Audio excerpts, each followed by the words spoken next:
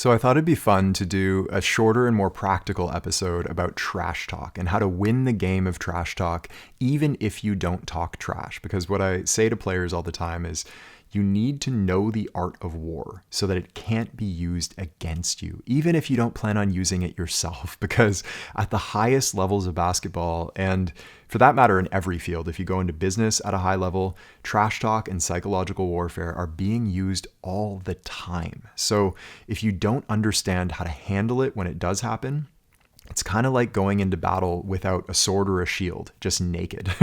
If you're in battle, even if you don't plan on slaying anybody, having a sword and shield is a really good idea just in case. So this episode is meant to give you those weapons and some self-defense techniques to protect yourself and to handle psychological warfare skillfully when it does arise on the basketball court, which if you play this game for any length of time, and especially if you reach the highest levels, it absolutely will. And you really don't want to be caught without a sword and shield in battle when it does happen. So what we're going to discuss, first of all, is a really simple criteria for deciding whether or not you should even talk trash at all. And not just talk trash at all in your career, but also if you are a trash talker, deciding whether or not you should talk trash in any given situation. Because when you talk trash is equally or maybe more important than whether or not you do it all. Second, we are going to get into 5 really simple rules for winning the game of trash talk.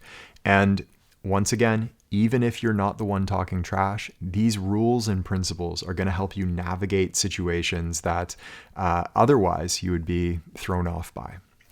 So to start off, 3 criteria for deciding whether or not trash talking is right either for you or in a given situation. The obvious one, and this is really like rule number 1, talk trash if it improves your performance and or decreases your opponent's performance. The entire point of trash talk is to get an edge in competition. So if it's not giving you an edge and it's making you worse or giving you a worse outcome, don't do it. And one of the best examples of this comes from a game that I just rewatched a little while back from 2009, Lakers against Houston Rockets. I think it was in the middle of the season, February or something like this. And Ron Artest and Kobe Bryant have been going back and forth, frankly, for years at this point. But in this game, it got really, really heated. And towards the end of the game, I think there's 4 or maybe 3.5 minutes left, Kobe throws this elbow at Ron Artest when the ref's not looking. Ron explodes, gets so angry, starts jawing at Kobe, talking trash and like trying to get back at him. Meanwhile, Kobe is just stonewalled, like perfectly centered, perfectly calm. He'll jaw back at him, but you can tell he's totally relaxed in this situation while Ron is like a volcano erupting. Over the next 3 minutes, Ron Artest went on to make a whole bunch of mistakes, foul Kobe a bunch of times. I don't think he scored another point the rest of the game. Meanwhile, Kobe Bryant scores 18 points in the final 3.5 to 4 minutes against Ron Artest, and the Lakers go on to win the game. That is the power of trash talk. Who you trash talk with is very, very important. We don't talk trash to MJ or Kobe because we know it's going to make them better. Know your opponent. If it's going to give you an advantage, go for it. If it's not, then you really have to think clearly about why you're talking trash in the first place.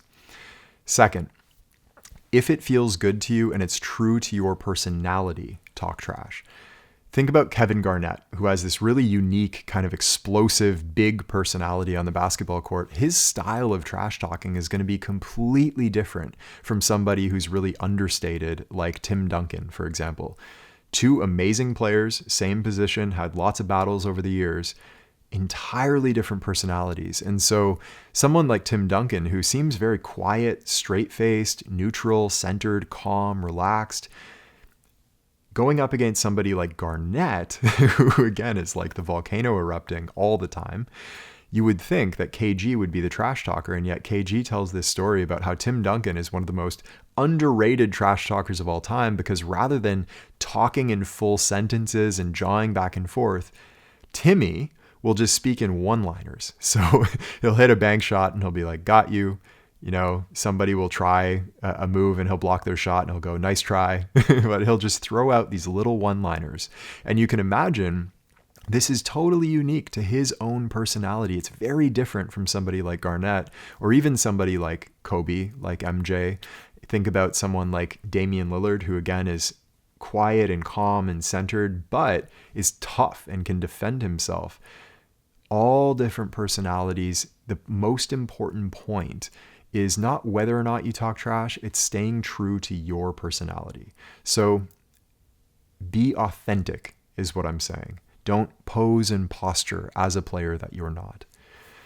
Last, and this should go without saying, but I have to say it here. If you can back it up, go ahead and talk trash. Do not be the little dog in the yard who's barking his head off until the big dog comes along and you have to run inside.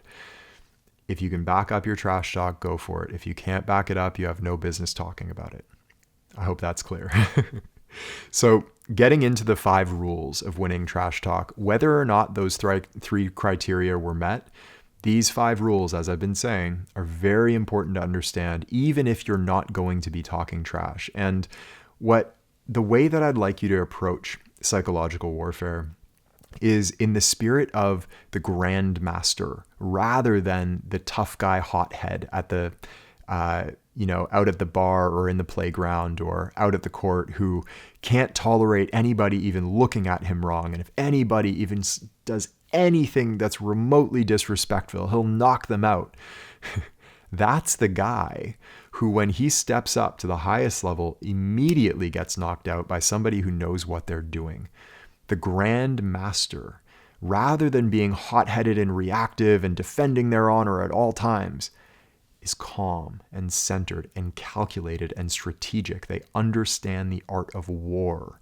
They're not out to beat their chest. They're out to win.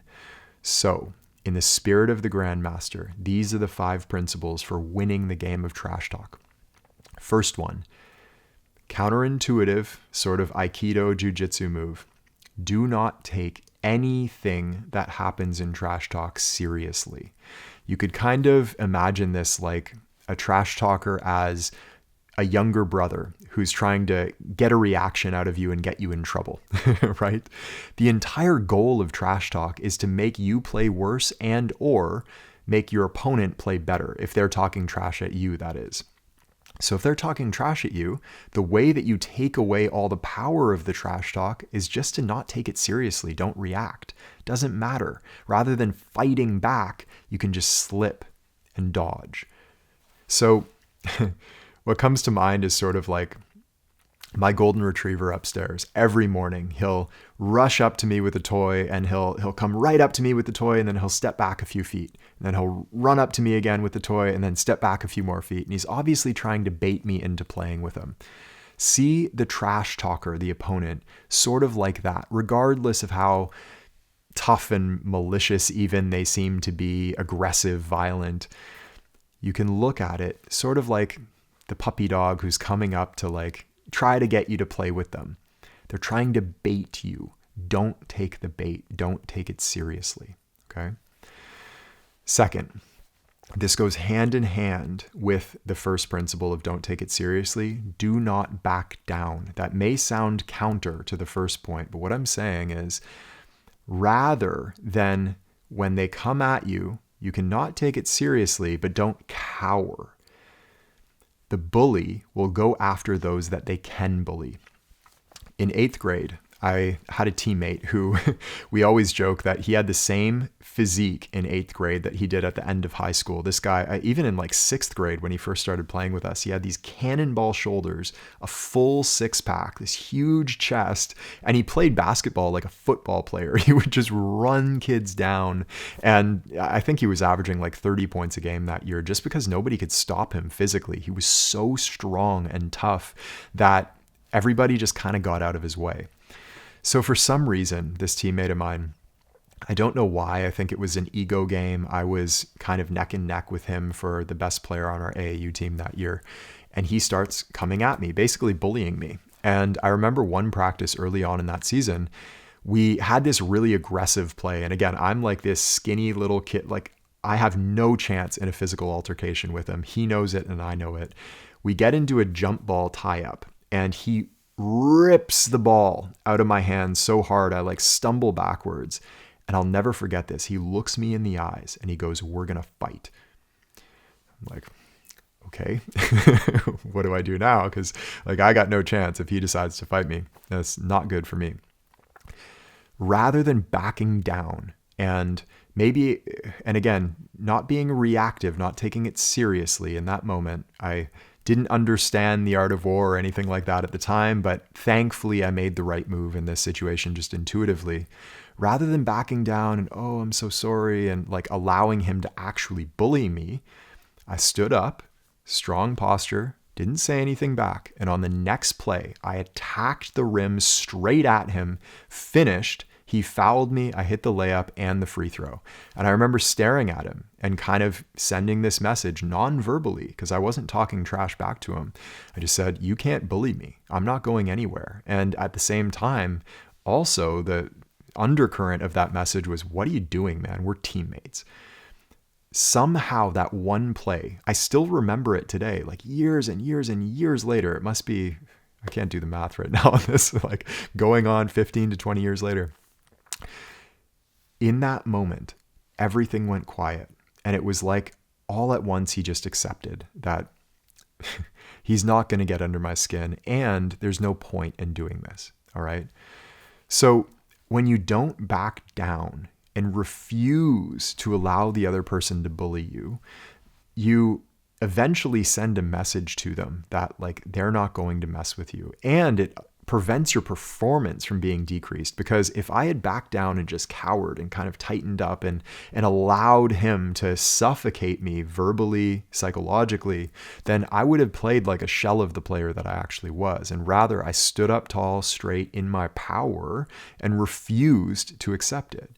So not backing down, a nuance that I want to add here, means not backing down in your play and your body language. It doesn't necessarily mean you have to go back at them, fight them. You know, in that case, it wasn't an option for me because I would have lost immediately, but you don't have to talk back at them. It doesn't have to be a verbal battle. It can just be your body language and your game. You keep on attacking. Even if you're not talking back, you attack them. Do not back down, no matter what. Otherwise, the bully will keep on bullying. Next principle, and this is like the granddaddy rule. If you take one thing from this talk, this is the absolute most important principle in trash talk. Do not get emotional. In deep game, law number 3 is, of course, the law of extremes, which states as emotion increases, consistency decreases. Emotion and anger and frustration and things that your opponent in trash talk and psychological warfare is trying to stir up inside of you. That's why they're doing it, if they're good at it. This acts like a fog around your mind that's designed to cause you to make bad decisions. And the best story I've ever seen about this is probably my favorite trash talking story of all time, comes from Conor McGregor when he was fighting Jose Aldo for the belt. And at the time, Jose Aldo was, I believe, the number 1 pound for pound fighter in the world. He was undefeated for something crazy like 10 years. He defended his title over and over and over again against these opponents who were essentially scared of him. He was so dominant as a champion that everyone he fought against was respectful and nice and didn't want to upset the reigning king. And so he's used to just being the king of the hill. Nobody wants to step up to him. Even those who were fighting against him would do so with all of this honor and respect. Conor comes in, on the other hand. If you know anything like Conor, you can imagine this. He comes in the complete opposite. Brash, cocky, arrogant, going at Jose, verbally attacking him every chance he got. And unfortunately for Jose, they did this long media tour all over the world, going back to Jose's hometown in Brazil, all the way over around North America. And the whole way, Conor is just jawing at him. At one point, they're in Rio de Janeiro, and Jose, again, is from Brazil. Conor's up on stage and he goes, "I run Rio de Janeiro." He grabs Jose Aldo's belt and holds it up over his head. So disrespectful. He goes out to a bar that night, takes a photo of Jose Aldo, rips it in half. He's standing up on stage, rips it in half, crumples it up, puts one half in his mouth and chews on it, and then throws the other half into the crowd. So he's like not holding back at all. At one point, he was telling the translator to tell Jose that like Conor's his daddy, stuff like that. So this goes on and on and on. And you can see Jose, as time goes on, getting more and more and more angry. He can't wait to get in that octagon with Conor and just knock him out. There's this incredible clip leading up to the fight, I think maybe 2 days before, of Conor at home sitting with his girlfriend, his trainer, his training partners, and he's holding up an iPad and he's pointing at a photo of the pre-fight press conference where he faced off against Jose. In the photo, he's pointing out Jose's right hand. He says, "Look, it's clenched. He wants to throw it. I've gotten under his skin. He's too emotional. I'm going to knock him out in the first round." Fast forward to the locker room before the fight. Conor's practicing one move over and over and over again. Slipping that right hand, throwing the left. Slipping the right hand, throwing the left. They get into the octagon. Jose looks like a can of soda that's been shaken up, ready to explode. He's so tight. His fists are clenched. He's like ready to go. Conor is loose and fluid and relaxed. He's got this big smile on his face. What do you think happens? 13 seconds into the fight, Jose charges across the octagon, throws that right hand just like Conor said he would, and just like Conor practiced. He slips it, throws the left, knocks Jose Aldo out. The reigning pound-for-pound king, champion for the past 10 years, undefeated, gets knocked out cold in the fastest knockout in UFC history to date. It was 13 seconds. Conor McGregor wins the belt and is crowned as the biggest phenom in the UFC, probably in UFC history. That is the power of trash talk when it gets your opponent emotional. Number one rule in trash talk: do not become emotional. Anger, frustration, rage, all of these things are fog that clouds the mind. So stay calm and stay centered. If you do become emotional, first thing to do is to regulate your breathing and relax your body. We speak about this a lot in Deep Game. Anger, frustration, all of these strongly charged emotions. Emotion stands for energy in motion. The trick to emotions is to allow that energy to move, which is what it's designed to do. So a lot of the time when we get upset, we tense up, we tighten up. Imagine Jose Aldo with the clenched fist. Picture Conor on the other side, loose, relaxed, flowing. What we want to do if we do get emotionally charged is breathe and relax the body and allow that emotional energy to move, okay? What not to do is to get up in your thoughts about it and start thinking about, I can't believe he just said that to me. This is terrible. What is going on? Like, I can't. Throw all of that out. Breathe, relax the body, and come back to the game. Every time you spin off into your thoughts, come back to the game, back to the game, back to the game. Breathe, relax, let the energy move, okay? Once again, Miyamoto Musashi, greatest swordsman in history. I'm going to restate this quote. Control your anger. If you hold anger towards others, they have control over you. Your opponent can dominate and defeat you if you allow him to get you irritated. This comes from the greatest swordsman in history, undefeated in 60 battles, writer of the Book of Five Rings, which is an incredible book. Highly suggest you read it. Control your anger. If you hold anger towards others, they have control over you. Do not become emotional. Number one rule in trash talk, okay? Next, principle number 4, do not change your game plan. If your opponent can get you to change the game plan simply because they're talking trash to you and getting you emotional, they have won. Stick to the game plan and execute what must be done in the spirit, once again, of the Grand Master, who's strategic and calculated and calm. In the face of psychological warfare, it's the one who can stick to the game plan and not be thrown off who wins. Finally, if you're going to talk trash, you can't stop until it dies out naturally. If you step up, let's say you're in a fight, you can't just stop fighting and allow the other guy to beat you up. It's not going to be a good idea. You've got to fight till it's over.